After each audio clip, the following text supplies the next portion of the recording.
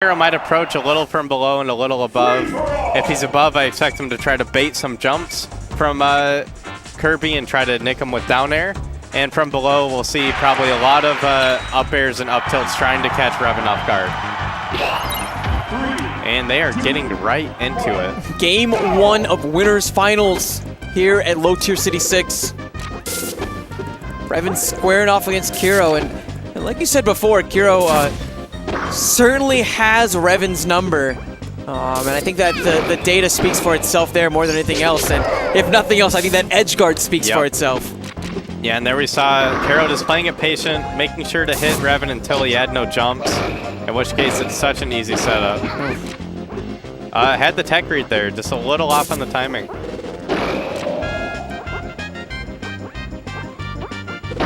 Oh, Revan not given even an inch to breathe. No, and just only 10% off of 2 stocks. Not a way you want to start from Revan's perspective. And a little, I think, overzealous with that up smash attempt there. I think a grab. He's been doing fine just throwing Kirby off stage and getting the edge guards. Okay. And where is Revan supposed to go? To the blast zone. I guess so. That's the only place. It's the only option Kero's giving him right now. And Kero's one of those players who certainly feels so confident about the Pikachu Kirby matchup. Yeah. He's very outspoken in that regard, in how much it really does favor Pikachu. Up tilt. Yeah, nice patience from Revan there, just having Kero kind of waste an up tilt there and get punished for it.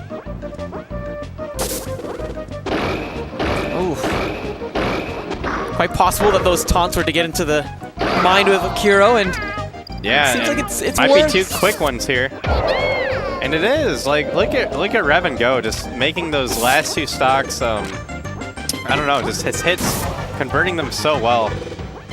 So there we kind of see an interesting exchange where Kirby wants to catch Pikachu falling on the side plat with F air, but Kero's kind of waiting for him to go to that side plat to catch him with down air. And it looks like Kero's been getting the advantage the few times that happened the last game. Solid showing from Kero, though. A pretty clean 2 stock after what was almost a 4 stock game. And we see the angry color switch to red Kirby.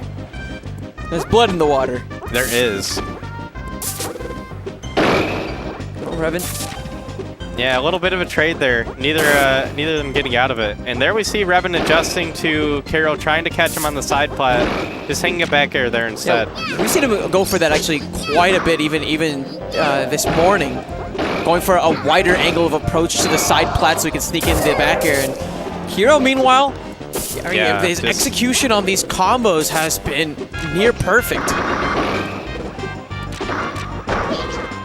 Wow. Okay, so we see that that dash attack that we think might be a mistake from earlier games, but it seems to be really working out with for Kero here. And Revan on the floor now, not like in the chair.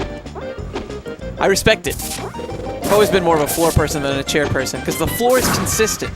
It's a floor. Yeah, like it's almost the same floor anywhere you go. Yeah. But you have to deal with so many different types of chairs, you know. It's true. Not always comfortable.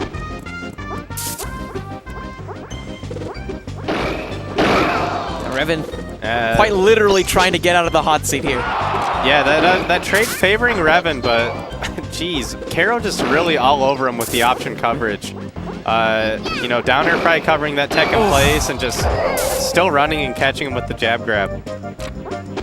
He's just not really letting Revan have any interactions. You're seeing that Revan here and there is getting these minute pot shots, if anything. And you contrast that to Kero, who gets an opening and never lets go of it. Oh! Sneaky! Sneaky! I love it. It worked out. I really didn't think it would, but there we have it.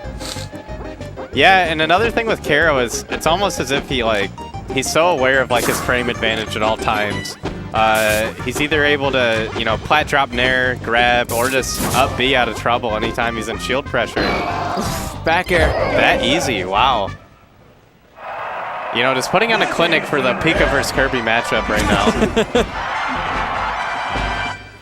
Yeah, I've definitely seen this matchup take its time. Yes. In previous sets, but Kero's on a mission. It's like he's got a flight to catch. So I've heard. Set point here for Kero. As the Pikachu continues to go to work. Not even opting for the grab, knowing that the up tilt coverage will be enough. And another quick stock in less than 15 seconds here, Andy. Yeah, and just such an odd option with that, like, soft hit of the up smash and just making it work into a combo. The man is an innovator. It almost sensed some of the desperation coming from Revan, who's typically such a cold, calculating player. Certainly being driven to the ends of his wits here.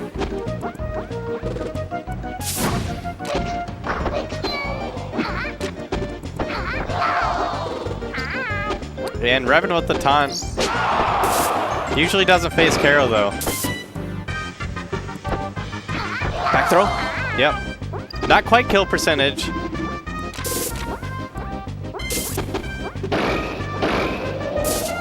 Oh, tricky. Not able to get the down air. That was really smart of Kero, actually opting for the shortened recovery option. Yeah, it's something you don't see very often, but Kero knows exactly when it's useful. And again, it's that moment when you make your opponent think there's no way they're going to do that, and you do exactly that. I don't think many Pikachus really have the discipline to not do the lengthened recovery at this point, just being probably just ingrained in their hands. And Revan finally catches Kero going to the side plat, and a neat little conversion there. We'll see if he can get an edge guard. Makes up for the mistake, I think, from the dash attack earlier on. Not quite enough to erode the stock yet, and this very well could be the final sequence of this game. Oh, bad spot, and Revan knows. A blistering 3-0 in favor of Kero as he punches his ticket into grand finals here at Low Tier City 6. But Revan, you know, he's not out of it yet. He's still in losers. No.